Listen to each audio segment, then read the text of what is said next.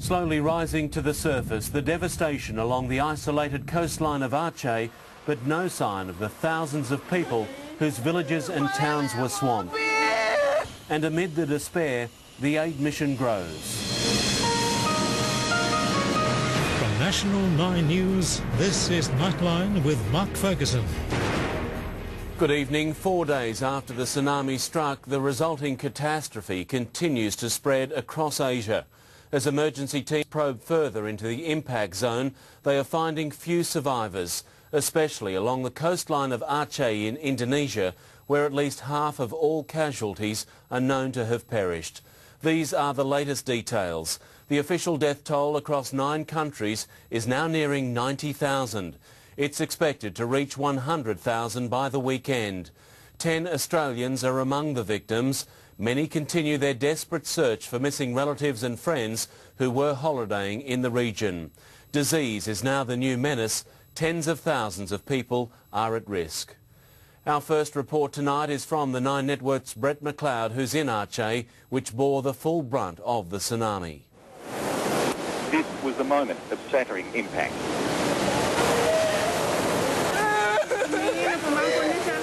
A family trapped on the second floor of their apartment captured the sea swallowing their town. They were certain they'd die, they said, yet somehow they survived.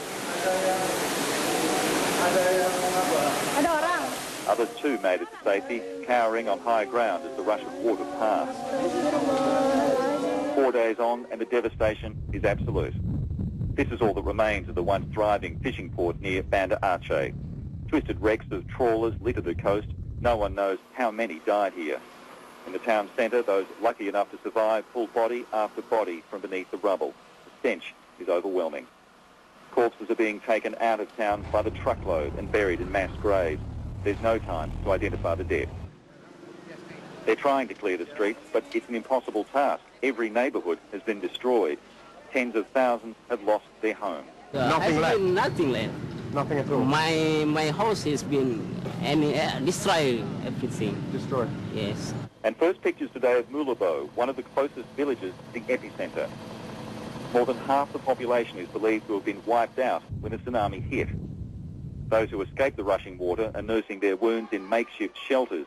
If aid doesn't reach this region soon, many, if not most, will die from disease. Some aid is on its way. 2 Australian C-130 Hercules aircraft have unloaded their supplies in Banda Aceh. Water, rations and medical supplies. More than 100 refugees then boarded the flight back to the northern Sumatran capital, Medan. The elderly helped on board, mothers cradling their babies. They have almost nothing, but at least they're alive. And Brett McLeod joins us now via video phone. Brett, what's the latest where you are tonight?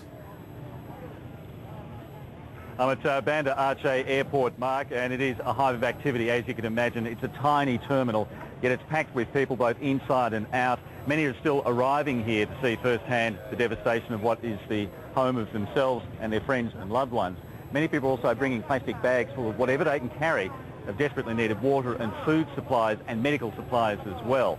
Now, last night as I was travelling over here from Jakarta, I spoke to a gentleman from UNICEF, and then he felt that the death toll, the final death toll, might exceed 100,000. Last night I thought that might be a bit of an exaggeration, but today that seems like it might be in fact short of the mark. The latest estimate from the Indonesian government is that the death toll here alone could exceed 80,000. Brett, what are conditions like in those smaller villages closest to the epicentre?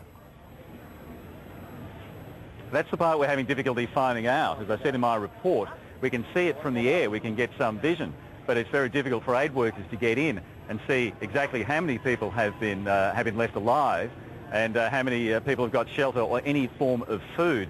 The biggest problem for the aid workers is that physically getting in is being hampered by the damage that's been done to roads and bridges, and also the shortage of fuel supplies. That means that many people simply can't use ground transport. So most of the aid that's going into those smaller villages at the moment is still by air, and those close to the coast is by sea. Brett, no doubt there are many priorities, but what must authorities try and tackle first? In any situation like this, the first thing that has to be tackled is public health, and particularly water and sanitation. There is, of course, an irony in the fact that much of the coastline is now completely flooded by water, which is deadly. The seawater is poisoning the groundwater and the water supplies that people would normally be able to drink, and of course the water that's stagnant on the ground is creating a breeding ground for typhus, for typhoid and for malaria. So first of all, they have to get clean water supplies in, and secondly they have to try to treat the people who need the most urgent help. And then there's the problem of shelter. So many of the houses as you fly over are completely gone. It is quite, in fact, quite shocking when you see that what was once the edge of the coastline has now been superseded by perhaps, I'm guessing, a kilometre of water that's washed inland and taken everything with it. There are a few marks where the roads were, but there's no sign of the houses that were there. And that goes on for kilometre after kilometre on the coast. Brett, you've reported from many trouble spots around the world. Still, it must be very hard to believe what you've witnessed in the past 24 hours. It's shocking and quite staggering. You as well have seen many places that have been devastated by man-made conflict.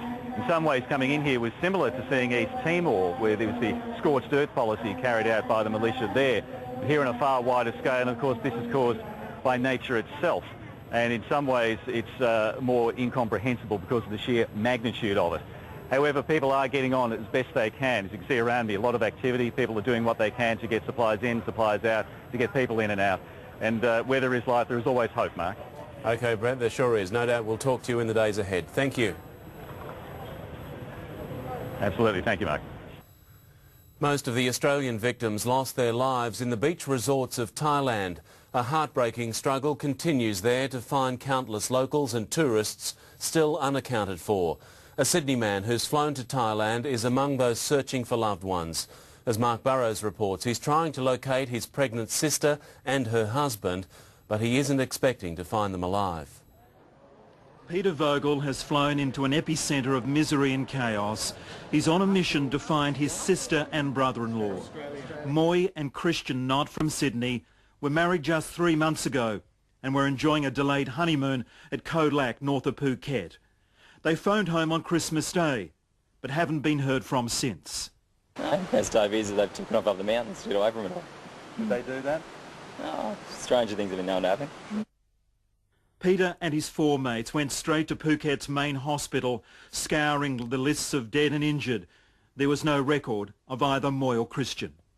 What are you hoping to achieve now, Pete? What's your plan here at the moment? Well, it's your closure, know what happened.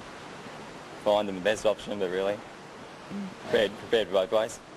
Moy and Christian were staying in one of the beachside resorts at Koh Lak. Up to 3,000 tourists, mostly Europeans, were killed here. What Port Douglas is to Australia, Koh Lak is to Thailand. Before the tidal wave hit this resort, hundreds of people here were preparing for walks into the rainforest or diving tours off the coast. But then came a 10-metre high wall of water. Some never even made it out of their bungalows. Peter Vogel can only hope and pray that somehow Moy and Christian survived this devastation. Heading into the same area, a team of 17 Australian disaster victim identification experts. They will concentrate their skills, honed in Bali, on one area of Koh Lak where more than 1,000 bodies are lying in the sun. I think everyone needs to understand the sheer scale, the enormity of this particular process and the sheer scale of the disaster itself. The mission is open-ended. It could take weeks, possibly months, putting names to victims. In Phuket, Mark Burrows for Nightline. The Australians who live in Thailand are pitching in to help the victims. One man in particular has worked tirelessly since the tsunami struck. Aussie expat Mark Bright doesn't know how many people he's helped. What he does know is there's a desperate need. Loads, I don't know. Just walking up to people and just ask them, just give them a lift or point them in the right direction. He's done much more than that, such as helping this Australian couple find a flight back home. It's a human nature, isn't it, really? I think it's just that everyone's just so shocked. You've got to do something. You know, my wife rang me up the other day and said, you know, what can we do to help? There was also the Scandinavian man who lost his wife in Koh Lak. So I took him home and gave him some clothes and everything. He didn't have anything. Today he's on another mission to find a deaf and dumb Swedish boy who's missing. His first stop is to check the lists at the Disaster Relief Command Centre. The thing is with the list is they don't know whether they're dead, they don't know whether they're found, they don't know anything. While Australia has pledged millions of dollars to the relief effort here, there's also a sense of frustration among some Australian tourists that the initial response was too slow. The Germans are all set up and they've got little booths everywhere, and the Israelis are in there, and I haven't seen much of Australians, you know. For Damien Clute from the Gold Coast, these are the hardest of days. His Japanese wife Yumi is still one of the missing thousands. Today her parents flew in, doing what they can to console their son-in-law. I have not slept for 4 days. I've been looking every single minute I can. Flower, beach, or everything that I do everything I can. Okay, thank you very much. Everything I can. In one dark moment, this British woman discovers that a photo of a dead tourist is the person she's been looking for. Sophie! Their 3-day search has now ended. The grief is just beginning. There was some brighter news for 2-year-old Hans Bergström, the boy from Sweden who lay unclaimed in a Phuket hospital for 2 days. Today he was finally back in the arms of his father, a scene that's both heartwarming and heartbreaking. Hans' mother is still missing. In Phuket, Brad Schmidt reporting for Nightline. We're now joined by Mark Burrows, who's in Phuket. And Mark, the uncertainty must be unbearable for those still searching for relatives and friends. That's right, Mark. You know, in that story we spent some time today, as you saw, with Peter Vogel, and it's that sense of not knowing. His sister and brother-in-law are listed as missing. There are grave fears held for them, but it's not knowing. Are they injured? Are they injured lying somewhere and no one's helping them, or could they be in a hospital here in Phuket or perhaps down at Koh Lak, or could the worst have happened? Yeah, it's a very exacting time on these people. They're trying to keep it together. He's lucky, Peter Vogel, he's got some friends, but many people here don't have that support network, and they're really doing it tough. Mark, do Peter and the many others feel they're getting enough help? I think it depends who you talk to, Mark. Peter does feel that he's getting well looked after. He was taken immediately to the consul office that's been set up at a hotel here in Phuket, which is trying to help as many people as possible. But you're always going to get people who are not happy with what's going on, and I think it's born of frustration. It's incredibly difficult. The resources are stretched here. It's difficult to get around here, just to get down to Koh Lak. You know, it's taking an hour and a half, and when they get down there, they don't know what's going on. There's really no one down there that's coordinating things. It may improve in days ahead, but it's simply very, very difficult. Is there any sense of order there at present? It's getting there in the sense that a lot of the volunteers down there have removed most of the bodies from the beach. They've moved most of the bodies, and I'm talking about thousands of bodies, from the resorts, and they're now being stored at various temples, Buddhist temples on the road. But even there, it's a nightmarish scene. We saw it last night. There were hundreds. In one place, 300 bodies were out in the open, and they were attempting to put them in bags and put them in coffins. There were coffins, you know, head high everywhere. They're trying to at least get them out of the sun, restore some dignity to the whole process. That is beginning now, but it's still in its early stages. The Australian Federal Police's identification team has got down there. There's 17 members, and they are trying to help things, but their process, what they've got to do, is going to take a long, long time. Mark, I asked Brett McLeod the same question a few moments ago. Can you believe what you've witnessed over the past several days? Well, I certainly can't. I certainly couldn't believe the force of this tidal wave. We're at Patong Beach, which you can barely see behind me. This was hit, but nothing like it was down at Koh Lak, and I have never ever seen anything like it. It was like some B-52s did a bombing run down the beach and blasted these bungalows. These were huge concrete bungalows that were turned upended. And this is by a wave. I never believed that a wave could cause so much devastation, and it has gone right up to the side of a mountain. It has taken everything. The devastation there is absolutely amazing. And I mean, I've seen bomb explosions, we've seen Bali, Jakarta, but seeing what nature can do, it just pales by comparison. Okay, Mark, we'll leave it there. Talk to you soon. Thank you. Thanks, Mark. Mass burials have been quickly organised in Sri Lanka in a desperate bid to stop the outbreak of disease. The scale of the operation is so enormous, there's often no time to identify the thousands of victims, leaving loved ones in limbo. Scouring makeshift morgues for the corpses of their loved ones is not the holiday these tourists had in mind. Someone from your family missing? Yes, my ex-wife and one son. Survivors scrutinise the list of the dead, hoping they don't see a name they recognise. At least they'd have closure. As the days pass, simply identifying the corpses becomes more difficult. Bodies are in a very, very bad shape, and it's, I would say, impossible to identify a body. And the first pictures from the Tamil Tiger-controlled east coast of Sri Lanka. Some supplies have made it through, though much of the area is inaccessible due to crumbling infrastructure. Closer to the epicentre, on the remote Andaman and Nicobar Islands off India's coast, the number of missing outweighs the number of people found alive. Total figure is 20,000.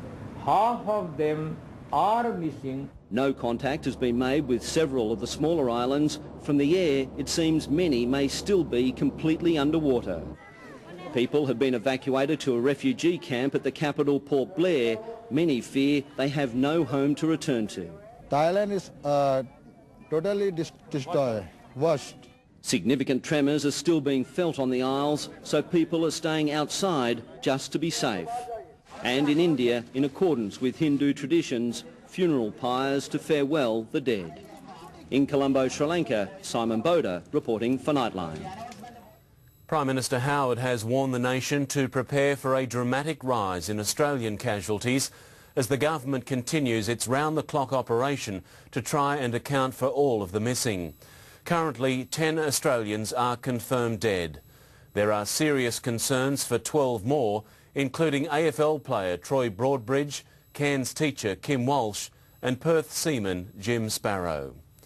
The unaccounted for figure stands at 1,000 in the worst affected areas. Meantime, relieved Australian survivors continue to arrive home today. One by one, our wounded come home, delivered into the arms of safety. While their physical suffering is plain to see, the emotional turmoil of the last 6 days is perhaps greater. Returning on a special Qantas flight from Phuket, the tsunami's victims included the parents of Paul Jardina, the teenager with Down syndrome killed by the first wave. Once inside the terminal, victims were greeted by an even bigger support crew. Ambulance officers to treat the wounded, counsellors to console those who'd lost loved ones, and Centrelink representatives offering financial assistance. Honeymooners returned, some full of courage. I would return to their country and their towns without the blink of an eye. Others with home video footage they never thought they'd have. But amid all the tales of survival, this is what they were waiting for. To be home with my family and back in Australia, it can't get much better. Jessica Rich for Nightline. The beaches and culture of Asia are not only a strong lure for Australians, but also for many Europeans, especially Scandinavians. There appears to have been a heavy toll among tourists who were escaping the northern winter. The switchboard of a London police call centre is approaching meltdown. We got the name of the person you reported. But even after 40,000 calls a day, not everyone's getting through. Always to know, where their relatives are, like my son, for instance, I just don't know. Since it happened on Boxing Day, just stuck by the phone, 24/7. Of all the European regions suffering, Scandinavia has been hit hardest with 1,500 Swedes, 440 Norwegians and 200 tourists from Finland unaccounted for. Every Christmas in their millions, Europeans escape the harshness of their winter and head south for the tropics. Now, as they return in their thousands each day, the bitter cold from which they were so anxious to flee has never been so warming. It was snowing as German survivors spoke of their ordeal. This man was being interviewed in a T-shirt. He didn't care. He was home.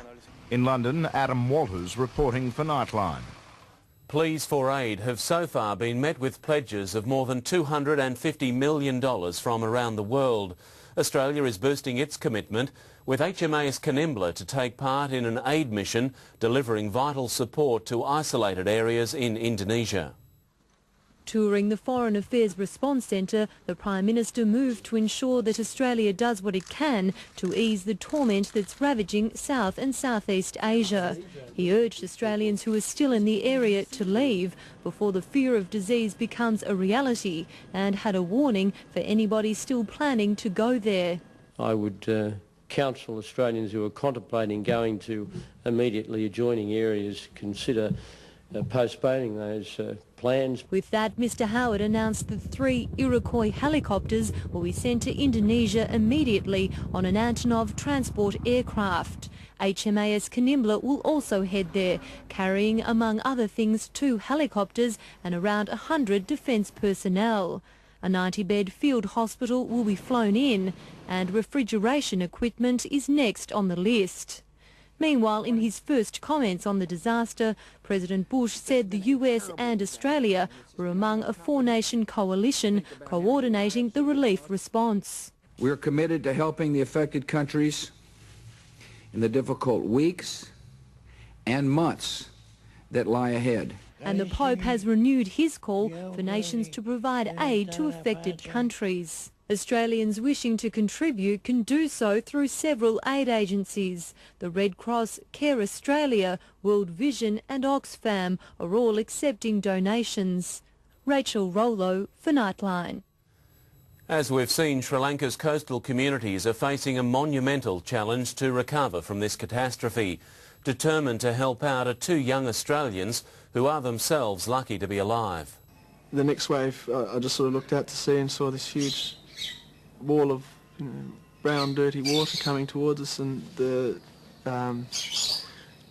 in the bungalow the waves are up to about our waist, and just everything crashing around like a washing machine. And Bill and I were still we're still talking to each other, and she was saying, I'm stuck in the bathroom, and I thought, right, we're in a trapped car that's sinking, or in a thing that we needed to get out. So I remember just saying, yeah, get out, but she couldn't open the door because of the pressure. So it was so surreal. I just remember being in the bathroom with the coffee table and a chair, and water is just whooshing around like a giant washing machine.